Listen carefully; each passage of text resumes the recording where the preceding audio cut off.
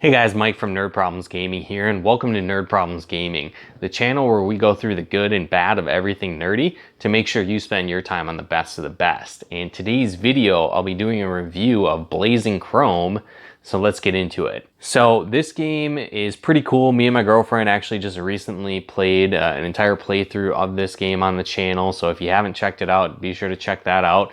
But playing through this game was definitely a lot of fun. The plot itself basically follows a post-apocalyptic world where robots have taken over and you play as basically the resistance and rebellion trying to overthrow the robots and kind of save the world. And so you follow this storyline as you play through. And so it's a lot of fun, and it plays a lot like a Contra or like a Metal Slug game, kind of a run and gun shooter type game.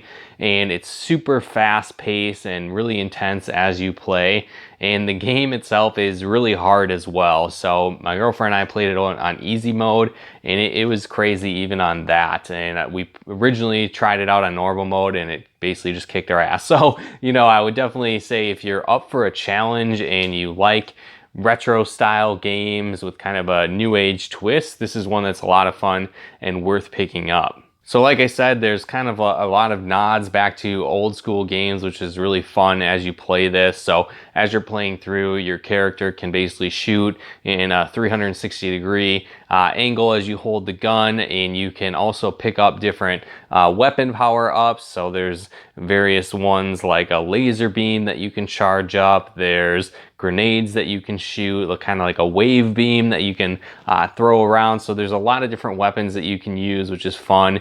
And then you also can pick up little robot, like kind of assist buddies that are either like defense or an attack boost or boost your speed. And so that's really cool too, to be able to play through those and kind of have this different play style when you play through the game. The game also has kind of a lot of different modes through it as well, which is really fun. So you have the traditional, you're running around on foot, shooting stuff, blowing stuff up, right? But then there's also aspects where you're on kind of like hover bikes, and I thought it was a lot like Battletoads, that stage from hell, basically, that's, super hard and super challenging that everybody really dies on. That's kind of the difference maker right there. So it's got aspects like that in the game, and there's also even jetpack stages where you're flying around kind of like third person shooting going down a tunnel. And so that kind of reminded me of, like, I think it was Return of the Jedi on Super Nintendo, where you're flying through the trenches and the tunnels like that with the Millennium Falcon. So I thought it was kind of similar to that as well. So it was pretty cool to be able to play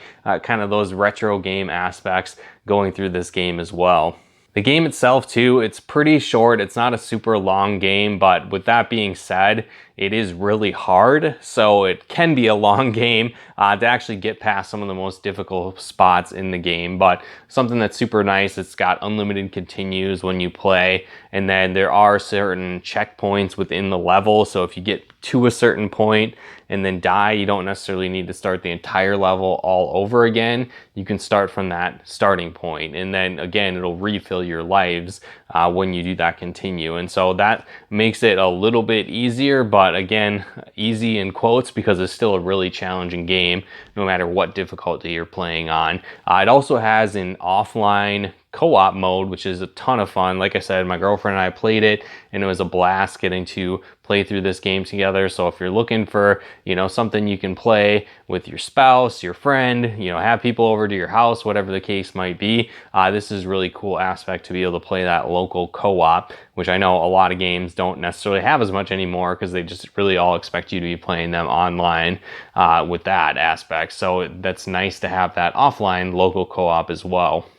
Now, once you beat the game, you actually can also unlock some additional characters, so that can add some more replay value to the game as well. And then, like I said, I think the aspect of the game being super challenging, multiple difficulty modes that you can play through, I think it can really add a lot of replay value to the game as well. But definitely let me know in the comments below if you guys have played this one, if you had a lot of fun with it, if there's other games like this I should check out. My girlfriend and I definitely had a good time playing this. So again, guys, if you haven't played this game, I recommend checking it out and picking it up and adding it to your nerd library. But again, thanks so much for tuning in. And if you like this video, be sure to smash that like button, and be sure to subscribe and turn on those bell notifications as well to get the latest updates of nerd videos we put out here on the channel. And if you'd like to help us support the channel, help us pick out videos and more, consider becoming a patron of ours over at nerdproblemsgaming.com/Patreon.